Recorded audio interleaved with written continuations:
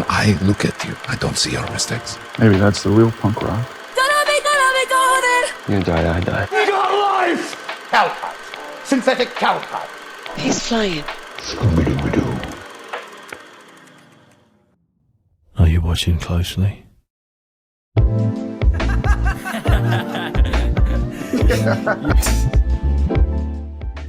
Be offended. Well, actually, I should be grateful that you say I look good, even though I did nothing. It just means it comes naturally. That's what your wife says, I'm sure. All right. Well, it looks like nobody's here, and that's okay. La da da da. How are you? Doing good. Just got done with a conference. We had a high school conference and then a middle school conference and a block party with 400 people. So a bit chaotic. I didn't say we were live. I mean, okay, we are live. I shouldn't. Don't dox yourself. Don't tell anybody where you work, because No, I won't. I'm just saying. We had a conference that night. Yeah, it's been chaotic but good. A little busy, so I'm just kind of resting today. Cool. And then I got another conference coming up. I'm going to be helping out with it a bit.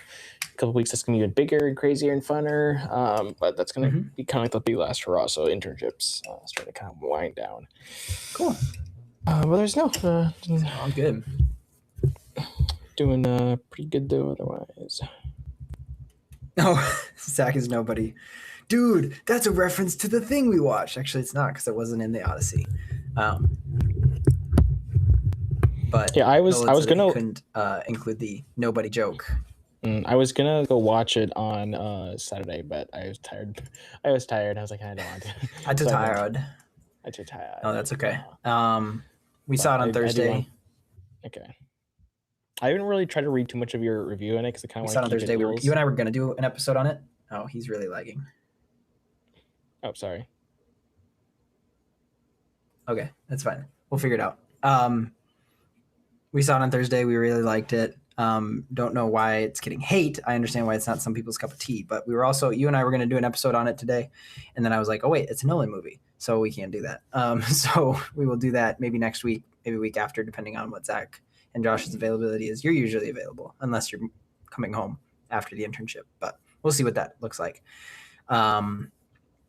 But you can read all my thoughts in the Discord, in the spoilers channels, but I really liked it. And people saying Zach is singing in the chat, which still haven't listened to Epic. I'm sorry. I've been listening to it slowly with Ellie's help. But I need to just sit and listen through it from the start to finish. So we'll see. Yeah, which ironically, I think Epic altogether is not as long as Nolan's film. Which say that again? I said Epic, the musical. I don't think it's as long as Nolan's film. Yeah. Which is funny. Apparently it's faster to listen through the audiobook of the Odyssey than it is to watch the movie, which was a funny tidbit of knowledge, but isn't accurate. Like there's nothing you get out of that. Like obviously I think a modern book would be much longer. Like it took us almost 30 hours to listen through Project Hail Mary. But I don't think the Odyssey, the Epic is about 2.5 hours. Okay.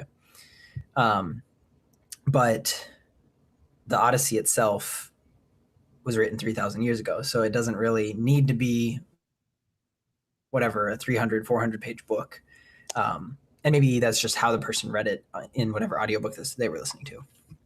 Yeah, I'd be curious. I don't know if that's unless that's an audio drama, because I've heard that. I feel like the Odyssey is longer than that though. If you're doing an audio form, unless you're doing like 2 times speed. By the way, I'm pretty sure it's long. I used to be able. I used to suck at spelling the Odyssey for like Adventures in Odyssey. And now I've nailed it. Now in 2026. There's a whole Reddit post, approximately how long would Homer's Odyssey or Iliad have taken to perform start to finish. So I assume that means taking the poem and performed it. Google is telling the audiobook 11 hours long. Okay, well, I am going to blame Anna, who we had on the Tangled episode, for sending me inaccurate information. Listen to the Odyssey in 171 minutes is what it says on Audible, but the movie is 172 minutes. Oh, my audio version. What? Okay. Oh, it's from the AI filmmaker Instagram. So that is not accurate information. Everyone in the comments is saying my audiobook is showing 13 hours long. Okay, well now I blame myself for not looking at the profile name. Goodness. All right, well, forget the last 5 minutes of the podcast. Anyways, the Odyssey was good. I liked it. I made a prediction that Josh and Zach are going to like it, and Will and Deacon are not.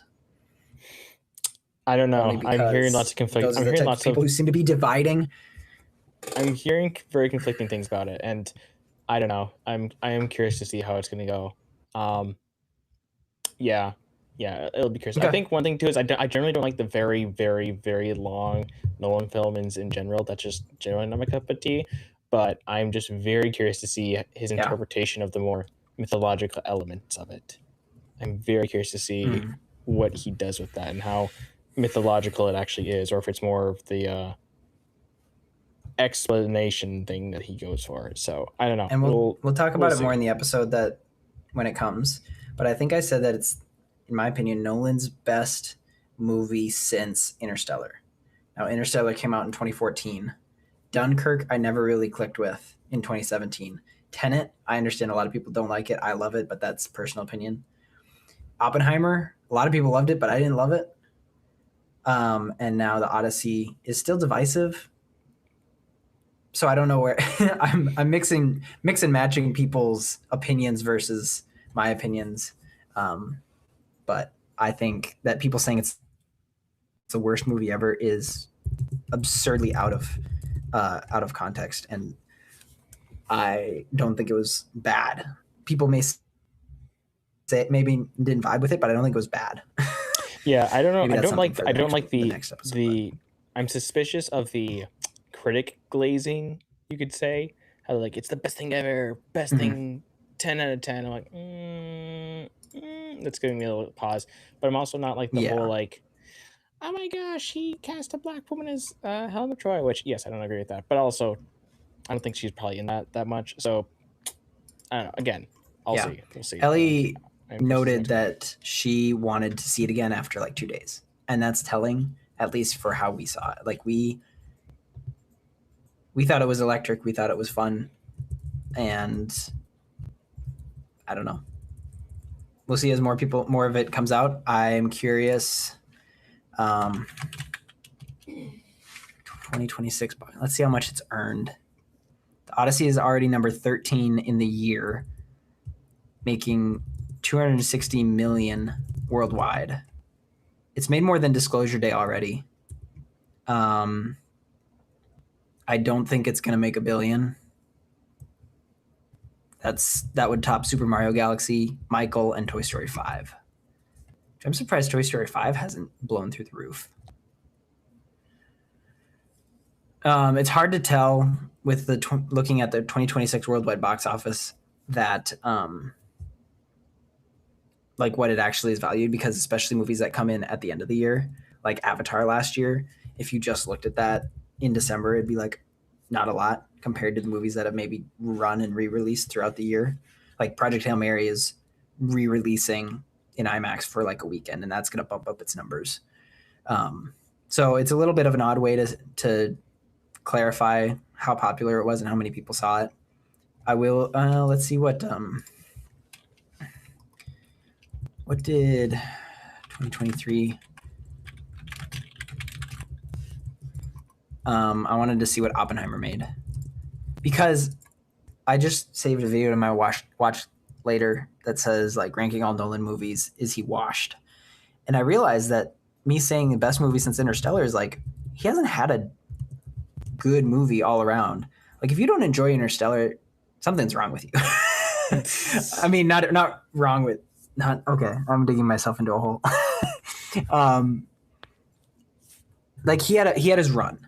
He had The Prestige, or he had Memento, Batman Begins, Prestige, Dark Knight, Inception, Dark Knight Rises, Interstellar, all within 10 years. That was peak Nolan. I think everyone can agree with that. But I didn't realize until looking at his release list that after Interstellar, it's like movies that you're like, eh. I would say people in the majority. Maybe I'm wrong. Oppenheimer was the third best-selling movie in 2023, almost $1 billion at 975 million, right behind Barbie and Super Mario Bros. So that's interesting. I would say rounding up $1 billion for Oppenheimer. And then Tenet was number 5 in the year, and 2020 was a weird year. The number 1 movie was Demon Slayer Kimetsu no Yaiba, and that only made 472. So that's not good to clarify or compare to. Tenet was Bad Boys for Life outsold Tenet. That's crazy. Maybe it released later in the year or earlier in the year. I don't know. Anyways, Tenet was up there. Was it Dunkirk was 2017? I really love looking at the box office numbers. Dunkirk was number 19, making 500 million in 2017. So that one didn't do as well. Anyways, we'll see where the Odyssey ends up. I see 2 very different sides of it, people raving about it and people hating it. So we'll see how that pans out. But we are going to jump into our topic today because we're now 20 minutes in. 12 minutes, but 10 minutes. 12 minutes, but 20 minutes. Okay, do you have any thoughts just about the title? I technically made the title today because I forgot to change it after we were going to talk about the Odyssey. And it's called The MPAA Rating System is Broken. Claire, to explain yourself because you have everything to do with that. Never mind. Stupid joke. What do you have any, guys, I've been doing this for like 3.5 years. How can I not talk? Do you know what I'm talking about? Do you get the gist, or do I need to explain myself? I know the rating system. I don't know the actual name for it, but I know there's the specific American movie rating system. Movie with like R. Oh shoot, I don't even know it. Or is it media? I guess. What?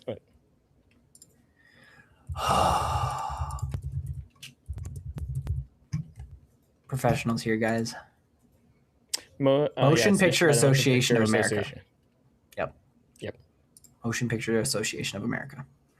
Sometimes just Motion Picture Association. Maybe they changed themselves because they don't just rate American movies anymore. But I actually am going to post this in the Discord. I didn't know how hard this was going to be to find, but I found their very real, or their guidelines for how they rate movies. It's on filmratings.com/ratings guide. So that's what I'm going to be referencing mostly because that's how their website links to their criteria. And I think it's very interesting. They have, obviously, okay, for those who aren't aware, this is the G, PG, PG-13, R, and NC-17. Those 5 ratings, I feel, the reason I've wanted to do this episode for a while is because those are so vague to me. And they're not going to change, in my opinion, but they should. They're so ingrained in how we understand a movie that it's less about the direct definition of either the number or of either the letter that it gives or what it means behind the scenes. It's just an age range type of movie that puts it into a certain category. So G is most likely going to be a kid's movie. Like we mentioned Toy Story last week. First 4 Toy Story movies are G, and Toy Story 5 was PG. So sometimes even kids movies get to be PG. Most often they do now. It's hard to find a G movie that's not Gabby's Dollhouse, the movie, or whatever it is. I remember specifically Peanuts was a movie that was G, and I'm sure other older movies. The further back, the more something would fall under the G category. But most kids movies now fall under PG, mostly because of bathroom humor. I think like Despicable Me would be PG because of how many bathroom jokes there are. So those are almost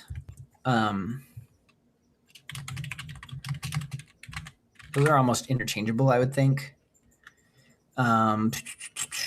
Full list of G-rated films. Yeah, like I said, Gabby's Dollhouse was January of 26, and that's a G movie. It says there's 3 in all of 2026 that are G. That's crazy. Minions and Monsters, Moana live action, Super Mario Galaxy, Sheep Detectives, Paw Patrol the movie, Animal Farm, all PG for different reasons. Zootopia 2, Goat, I Can Only Imagine 2. And then you get into the PGs are also just normal movies, I would say. So you get kids movies that are mostly PG now. And what's a little ridiculous is there was a place that I worked that kind of controlled how you lived. Now, the intention was good to make sure that you could keep things clean, your mind healthy and all that. But when you say that you can only watch G-rated movies while you're on site, it's a little controlling, in my opinion, and especially because there's not that many G movies anymore. So you have to watch old movies, which is fine. That's a good criteria, I think, for, like, we watched Emperor's New Groove. It was hilarious, and it was a great movie. But if Emperor's New Groove was made today, it would probably be PG. So it gets dated a little bit. Let's see if I can go to by year. Let's go back to 2025 because this is going to be a full year. By age rating, all right. Marty Supreme was not G. What are you talking about? Toy Story re-release, My Neighbor Totoro. I think some of these are wrong. I don't think Chainsaw Man was G either. It's a very short list, at least according to movieinsider.com. But if we go, yeah, a lot more falls under PG. I'd actually like to see like a breakdown of all the movies released in a year and how many are in each category. But let's say it's a mainstream movie that you go see. PG is going to mean that that's like the baseline. And that's why I'm saying this is broken, is G should be the baseline. Or maybe PG is the baseline and G is like much cleaner. I don't know how people like in general like see preschool, this. like preschool type of thing where it's it's more like a little kids, like very young children, like stuff that like most people aren't actually going to go to. Like, but think like David from Angel Studios was PG, and that's fine because that's how the story goes. I'm not saying every story has to be G for kids, but Zootopia 2, Minecraft movie, Lilo and Stitch, like sometimes that just happens that they fall under PG. Like, okay, I'm thinking the difference between the live action Lion King and the original Lion King.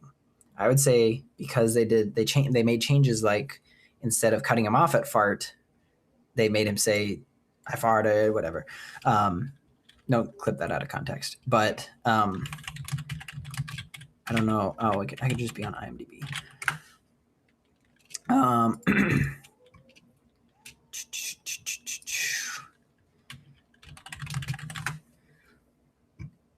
So the original Lion King was G and the remake was PG. That's pretty obvious. I just wanted to confirm before I actually said it. But it's because they added things, and even just the nature of looking live action and seeing a real lion die may be more traumatic. So PG means parental guidance. Anyways, PG-13. More heavy on the action and language. This is like light R. The reason I say it's broken is because they still allow kids to see PG-13 movies in theaters. And this is maybe my homeschoolness coming out, but some PG-13 movies we weren't allowed to watch until 16. And I don't know what's magic about a kid turning 13. Yes, there's a coming of age. Yes, they're now a teenager. But they're like more violent than PG in most cases. And then sometimes the conversation falls around, is the movie gonna be R or PG-13? And there's a balance of like, could they recut the movie? Sometimes movies are recut to be PG-13 to make sure more people see them, because technically kids aren't allowed to see R-rated movies. Now it still happens, and I believe it's not on this list because it's just about ratings, but I know like AMC, you have to show ID when you go to see an R-rated movie. So things like that. Sometimes it's changed. NC-17 is a whole different thing. This is like nothing withheld. And those are I don't think those are even shown in theaters that often. Anyways, the filmratings.com ratings guides breaks down how they see each of these, or what the movie has to contain to have one of these ratings. So things like sex category in G does not contain any sexual related content, activity, or situations. That's for G. And that literally means no bathroom humor. And that's such a thing now for our kids' movies. PG generally does not contain any sexual related content, activities, or situations that arise to more than suggestive. May include some mild sexual suggestive references or suggestive material, such as innuendo, double entendre, flirting, kissing, a couple briefly seen in bed together, under the sheets, does not contain any sexual related nudity. But I believe that like bathroom humor falls under that. And you can get into other stuff like drugs. I guess PG and G match. Does not contain any drug use, may include mild or brief drug references. So I guess that means like if a minion was pretending to smoke a joint or whatever. I don't know why the minions is what I'm honing in on, like mostly because there's stuff in there that they didn't need to include, but they obviously aren't chasing a G rating. Very few movies do. I would find it fascinating to spend more time looking at this. Now, apparently they do consider themes. That's one of the categories. Talk about thematic elements, thematic materials, thematic content, and that could mean that the movie technically doesn't have any violence, any action, any language, any sex, any nudity, any drugs, but the heaviness is there. And again, I don't think that every MPAA rater is sitting down making sure they put it in one of these or match it to these criteria every single time. What happens is that these mostly 4 ratings are, it's pretty obvious what the movie's going to be. It makes it easy for them. It's pretty obvious whether that is, it's pretty obvious what it's going to be. I'm looking at language because I think that is one of the greatest offenders, especially in this era where language is becoming less and less of a problem. G is labeled as may include some snippets of language that go beyond polite conversations but are common everyday expressions. Okay, that could be gosh, that could be darn. But the part I'm getting upset about is PG has minimal use of language. I thought PG was still clear, but when you went and saw Transformers 1, or that's the one that comes to mind. I'm sure there are others. I'm not going to read them, but it says minimal use of language, which may contain infrequent use of offensive words such as, and I'm going to use the Christian term, crap, butt, or gosh darn, or variations thereof. Language is often in the vein of name-calling, idiot, loser, impolite, crap, heck, suck, or words used to convey more profane words in a less profane way. Screwed, freaking. So I feel really bad for listing all those right off the bat. But those first three are allowed in PG movies. Those are the normal kids movies. So now we have the kids movies in G that I thought were supposed to be in G now are mostly PG. Most kids movies are PG. But now the PG-13 of language is like creeping back towards PG. So this middle ground is being lenient. And then the same I would say with R to PG-13, it's leaning backwards. I thought that you couldn't have, or I thought you could only have one F-bomb in a PG-13 movie. And then Knives Out came and did 2. And I was like, whoa, not that I'm a flaky little homeschool boy. I just thought this shouldn't be PG-13. Why is it R? And so now that snowballed my idea into like this whole thing is broken. Either you have rules or you don't. And even when you get past how did they come to this conclusion, it's like these ratings don't tell you anything about the movie. It could be multiple different aspects of these, violence, action, language, sex, nudity, drugs, smoking, thematic, and other. And other includes terror, scary moments, unsettling, upsetting images, rude humor, or material. And I don't know how they do that. It would be interesting to read. Oh, rude humor would be deemed rude, or any content that would be deemed rude by parents. Can include things such as potty humor, farts, burps, insults to a more innocent nature, and mocking gestures. That would be PG. Matt Damon doesn't even sing in The Odyssey. 1.5, 1 out of 5 stars. How do y'all? I'll listen to this later. I think he's a little behind because we even haven't talked about The Odyssey for a minute. So after that rant, do you understand my perspective as to why the system is broken? Yes, I'm glad you have had so many thoughts about it. I do have so many thoughts compared to that.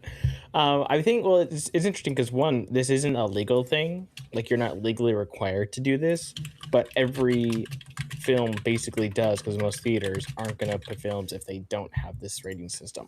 And again, it's more of a vibes thing of like, hey, there's this film. Here's what you if you want to hear a family and like this film's rated XYZ thing, you can know.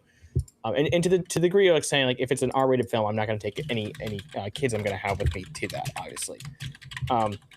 Which you're right. The problem where it gets tricky is like PG-13 and PG because what does that mean? And that's very culturally dependent on a specific time frame because what is considered PG and PG-13 at one point can be quite different later, and that's what we're seeing nowadays. Like I think again, The Minions is a very good, useful example of that because like lots of kid movies, like it's stupid humor. It's ha ha pee pee poo poo jojo ha ha ha joke.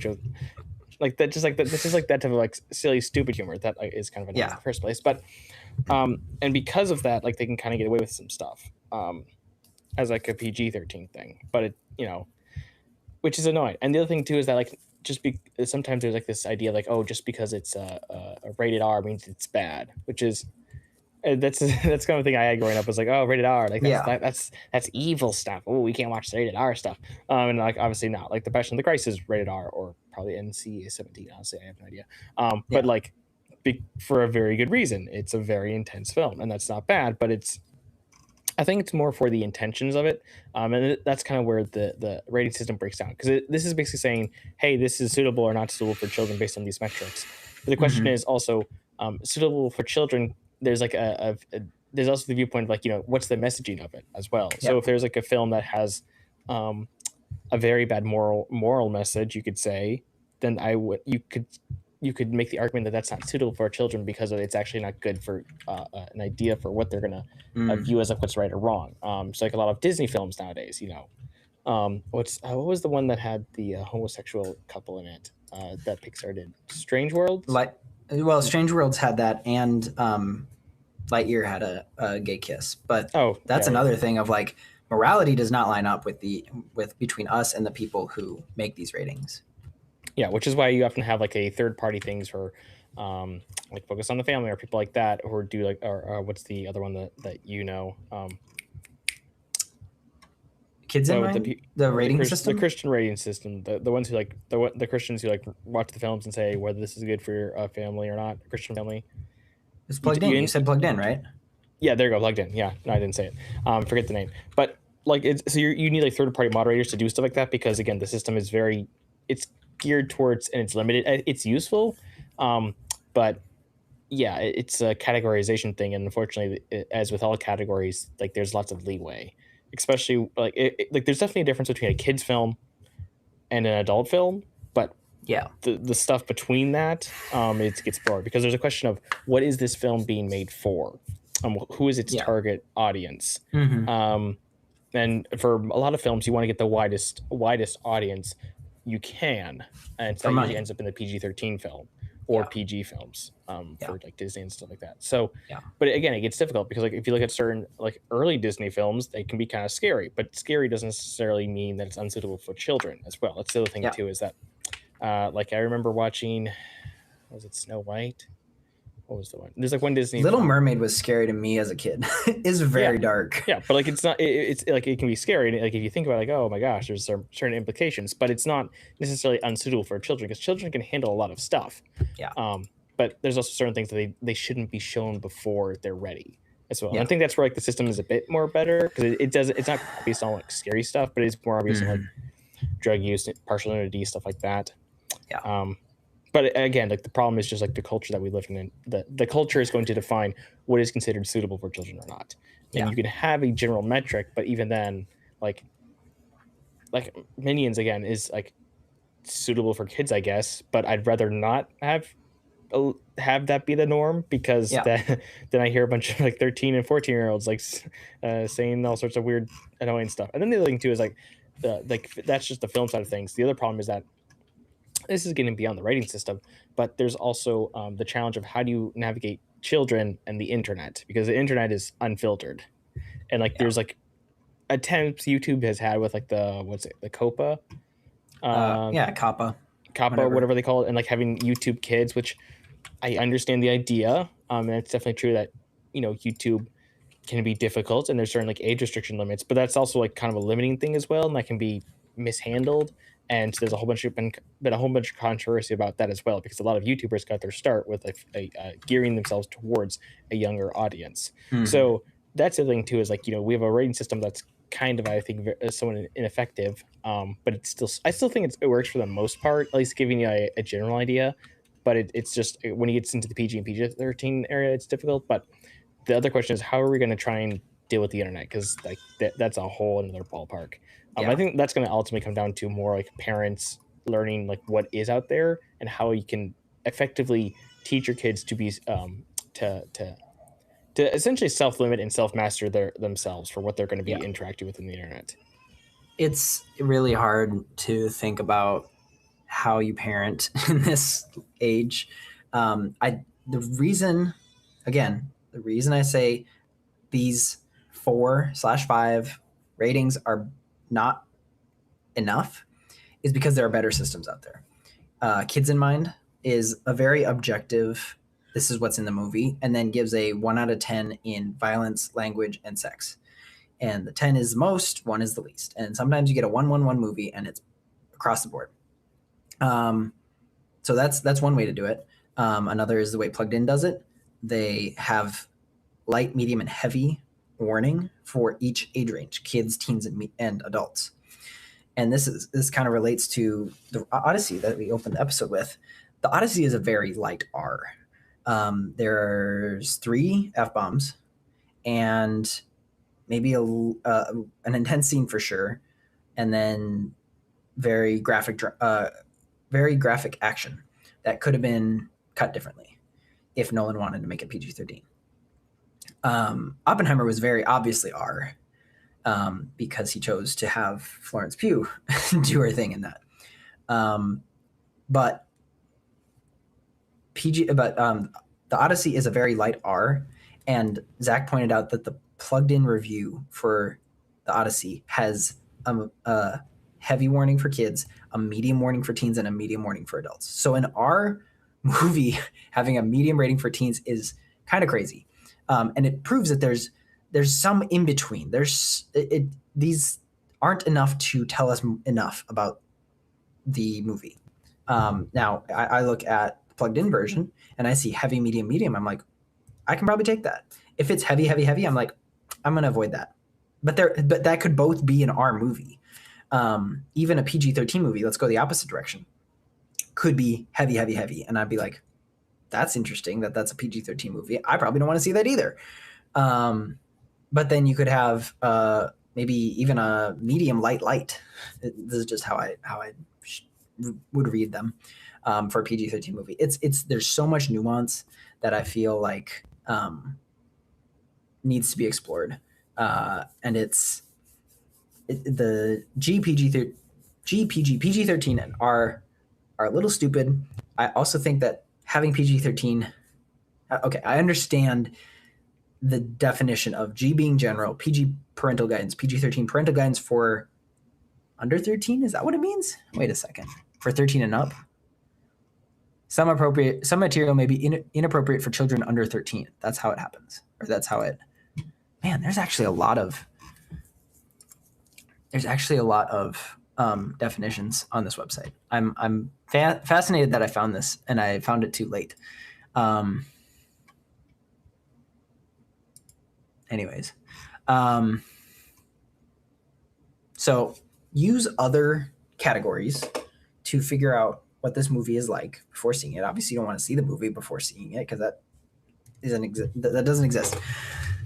You need to trust others, and sometimes it's more tomato meter doesn't count. That is about enjoyment of the movie, and it doesn't even mean 100%. Like if it's 100%, it doesn't mean 100% of the people like the movie. It means something completely different that I saw today, and then I scrolled past it, and it's not what people think. But it's also hard. Let's go to the criteria and how certain people would rate these versus us Christian parents, at least myself and Elijah. I know I have kids. I know my daughter's crying upstairs, and that's I hope Ellie has her. So if I leave suddenly, that's why. But thinking about her and what movies we want to watch, like Ellie made a joke about watching Nolan movies with Anya someday, and I'm like, that's gonna be great. When do I do that? Because not only do I want it soon, I want her to appreciate it, and I want it to be appropriate. And sometimes it's forgetting things that happen in the movie. I remember my family started watching October Sky, and there's a lot of swearing, and my mom didn't like it. And all Dad said, and we respected him enough, or not enough, we respected him a lot, but he said, guys, we don't talk like this. And we said, yes, sir. And then kept watching.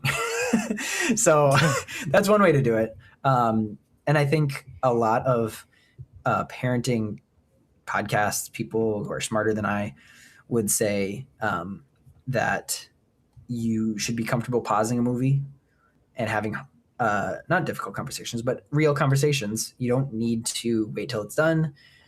You can just say, hey, this is fake, or hey, this isn't how we act, blah, blah, blah. I think that's a very Christian approach to watching movies, at least with kids. Now, when it comes to personal discernment, you know what you can take. And if a movie even has an R rating and you don't want to see it, so be it. I'm not going to convince you to go see The Odyssey or The Passion of the Christ or whatever. If that's something that you don't want to step or make that step across that line, I'm not going to make you. If that line is PG-13, if you enjoy just PG movies, that's fine. I think sometimes PG movies are much more held back on purpose, obviously. But whatever your case may be, use that also for whatever kids in mind, maybe Common Sense Media, as Elijah commented, or Plugged In, say, use those ratings to your advantage as well. I had a thought. Discernment. Break. Do you have thoughts? Maybe it'll come back to me. No, I mean, I think like that's the thing is like if you're gonna critique an institution or something, it would always is good to have a response for like, well, if we're gonna critique it, we want to take it out. What should we replace it with? And those are a couple of interesting suggestions. Obviously, any rating system is going to be incomplete in some way, but I think that's like some interesting ideas. I think that the main thing though is like to just have good. It's the system that we have now is kind of what we're going to be stuck with for a while, probably, and there's probably going to be no way to change it until somebody develops a better system at the moment. So we're going to stick with that. But the main thing that I think to recognize is that it is useful in understanding a general vibe idea. But then also the next thing is getting like independent reviews. Like who are people, either word of mouth or like people reviewers that you trust, that can be online as well, to really get an idea for, is this going to be good for me and my family, or my friends or whatever, or just whatever, something like that. And that's just hard with any film, but yeah, it's just kind of like that. Just to get an idea. Just like relying on others to kind of give you an idea for, oh, this is a good type of film for XYZ things, and if you like XYZ things, you're gonna like it. If you don't like this, you're gonna like it not like that, or whatever, or something like that. So and personalities differ. When the Backrooms came out, Zach said that he didn't love one of the scenes, and I was like, oh, well, I'll keep an eye out. He said one scene in particular would make me reconsider seeing it, and I was like, oh. And then I saw it and I was like, well, that doesn't affect me that much. It affected Zach, and I respected his decision, and he probably wouldn't see it again. And that's fine. I was like, oh, that's a horror movie. It's just what might happen. So it didn't bother me in that sense. Not just movie ratings. You'll see the inconsistent card rating. Oh, yeah. Even, okay. We're fallen humans, and people will just rate things poorly no matter what. Elijah commented earlier, ESRB ratings don't match with MPAA, TV ratings even. We're not going to open that can of worms. But I also think that that's not enough either. You can say that the umbrella helps to a degree, but like, isn't it E for everyone? Oh, what is it? I want to look it up. I know T for teen. ESRB ratings.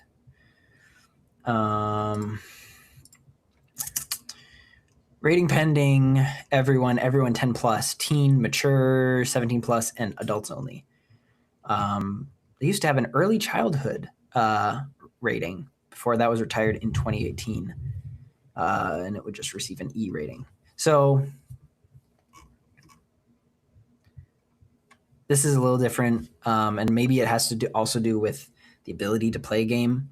Like everyone, I think that would be a kid's game that's pretty nonviolent. This is just a Wikipedia page, so I can't look up what recent movie or what recent games I could reference. But like mature is probably the Red Dead Redemption and all that. Isn't 17 plus fairly new? The 1994, everyone 10 plus is 2005, but most of these were created in 1994. There's a newer one, 2021, that's rating pending, most likely mature, 17 plus. So that's like off the bat, you're like, I understand that GTA 6 isn't going to be teen probably, but it's not official yet. The other thing I was thinking about was TV, and that's different across. Okay, well, movie rating systems also are different across countries, but TV. Yeah, because there's like the British Peggy 16. Peggy. No, not that type of ratings. Parental guidelines. So there's TVY for youth, very young audience. Y7, designed for children 7 and older. TVG, this rating does not signify a program designed specifically for children, and most parents may let younger children watch this program unattended. TVPG, programs assigned a TVPG rating may include infrequent coarse language, some sexual content, some suggestive dialogue, or moderate violence. TV14, parents are cautioned to exercise some care in monitoring this program and are cautioned against letting children under the age of 14 watch unattended. So somewhere in between 13 and 14, at least according to the rating system, you are allowed to watch PG-13 and not allowed to watch TV-14 because there's this magic number where you can and cannot watch. TVMA is mature. That's basically R, I think. I believe things like Daredevil are even TVMA. I might be. Oh, it's definitely because there's so many F-bombs. Let me confirm that though. I don't know where to look. TVMA. So that tells you the difference between TV14 and TVMA. There's TVNR. I didn't know that. That's not listed on Wikipedia. So yeah, there's a lot, and my point is, it's all not enough. And the perfect, here's the harsh truth: I don't think a perfect rating system exists. Plugged In is probably the closest, where you don't spoil anything. Like Kids in Mind might. I have no idea what Common Sense Media does for their like at a glance rating. Kids in Mind might be like, well, if you read Kids in Mind as a description, it's going to spoil stuff. And Plugged In at least says spoilers ahead for this section. But we're just talking about at a glance. I really like light, medium, heavy for Plugged In for each age range. There's not much more to it. I could just keep ranting about specific examples. But all I got to say really is you need to know what your discernment is like and what you can handle, and stay true to that, as well as if and when you can become a parent, you need to decide what they get to watch, because that's important in their development. And as much as I didn't love having to wait to watch Revenge of the Sith until I was 16, I'm kind of glad my parents made me do it because I think that it was better to wait than to rush it. And at the very least, maybe you do it well. And I think they did it a way that was good and helpful. But I think somewhere in the 13-year-old range, a kid's mind switches to be more adult-like, to be more of a young adult. And then you can maybe introduce some of those harder things to them. I don't think, okay, this might step on some toes. I had friends who watched all the Marvel movies and even some R movies as kids. And I heard about these movies and I was like, that's crazy. I don't think, in my personal opinion, this is not truth, this is my opinion, I don't think kids should watch things like Marvel movies because there's a lot of language. There is quite a bit of violence. I shouldn't use myself as an example because I was a sensitive little kid. 2 examples. I cried at Star Wars A New Hope when the guy's arm gets cut off in the cantina because I was sensitive. That's not every kid. I also think, even though National Treasure was one of my favorite movies, contemplating that the guy, when they're going down into the pit to find the treasure, falls to his death traumatized me for a couple nights. So even PG movies aren't safe for most kids. I'm not saying don't show your kids PG-13 movies. I'm saying I know your child. My siblings probably didn't care, but I was a little sensitive as a kid. Now I think I'm too hardened as an adult, and that's maybe a different problem of the spectrum. So like, it's funny, yeah, because nothing. Nothing For me for that. Yeah, I remember. Okay. Granted, to be fair, I was raised on a farm, so I've seen.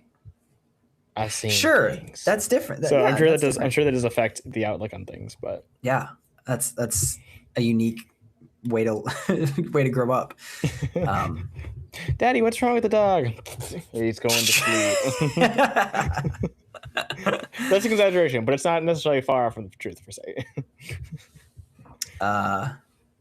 NR is just not rated, but it's because it's a rating in and of itself. Kids are tough, especially introducing them to more and more tough subject matters. Yeah, and it's a balance. And not every parent knows how to. No parent knows how to do it. I don't know how to do it. My daughter is almost 9 months old. I can say all I want of how I'm going to show her movies, but maybe she's going to be super tough and can take it. And then we'll watch Iron Man when she's 10 or 11 or something, or maybe we'll wait until she's 16. I don't know. There's something just so difficult about it. And when you become a parent, it comes into perspective, but not clarity. And that's a weird place to be, where you can see it and you can love a person, or you can love a little child as much as you can and not protect them from everything. So like I want her to see these great movies. I also want her to enjoy being a kid. I think innocence is a huge part of that people don't consider when seeing a rating and bringing their kid to it. Kids can be innocent. Kids should be innocent. Kids don't need to know about all of the bad words and all of the violence and all the terrible things that can happen in the world. Even if it, as an adult, we can see it and be like, that was a good movie because it was realistic, or whatever the case may be. So she'll be 9 years just around the corner. Thanks, man. she's just she's not a poop potato anymore. We used to call her a poop potato because that's all she did was she laid there on the ground. Now she's a poop potato with arms and legs, and she can crawl everywhere and scream at us. Anyways, we got to wrap up here. I ranted a lot. This is a Seth rant episode, so thank you for putting up with me. Any thoughts, William, about this in general, the idea of movie ratings and what you're going to do as a parent? I think, again, like we're stuck with them. There's a lot of critiques you can make of them. You're gonna have to make you do. They're a good kind of vibe check, and then like just some independent sources. And the thing for for the internet, I talked about this with my roommate over here actually, but I am kind of optimistic a bit for our generation, for the internet in particular, because we've kind of got firsthand trauma from all the stuff that the internet does to you, and so hopefully we're gonna be a bit smarter and like here's the thing. For example, for my kids, I think your point about innocence is very correct. That you're going to have the rest of your lives to see everything that's terrible. You don't need to see it when you're younger. So delaying is, sometimes you can delay too much, but I'd say it's better to delay too much than get them too early. Absolutely. There's a balance with everything, but for just, and that includes phones, technology, social media, and movies in general. Like just kids can handle a lot of stuff, but there's something said to keep, letting them enjoy their innocence, because it doesn't last very long in the grand scheme of your life. So they just came downstairs. Anya, do you want to watch The Odyssey tonight? Tonight? We're talking about kids watching adult movies. I feel like Anya didn't respond. I'll take that as a yes. I feel like you should do like a Passion of the Christ family watch. Passion of the Christ family watch. Yes, absolutely. All right. Well, thank you guys for listening or watching. And we had a lot of people in the stream today. That was fun to see. But we got to wrap it up now. Make sure to like and subscribe, share with a friend if you liked it. And until next week, know that you're loved. God bless. Go with courage. I like how you always laugh at that every time. I don't know why. It's so funny to me. Because you're like, oh, it's supposed to sound super cool, and it doesn't, and so it's funny. Haha.